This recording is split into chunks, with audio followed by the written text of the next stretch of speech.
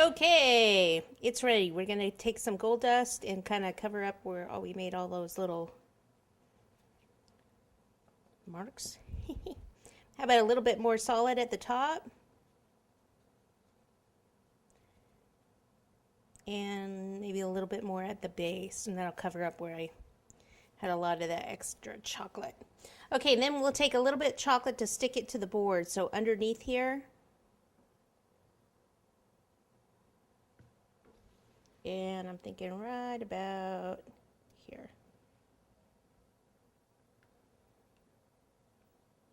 So we'll just have to kind of hold it until it sets.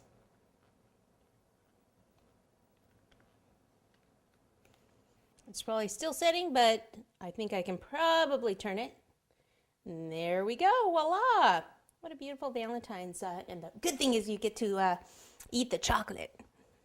Okay, so this is a good one. You can either decide to do this, all the chocolate by yourself, or you can buy it, which is great, if you're in a hurry.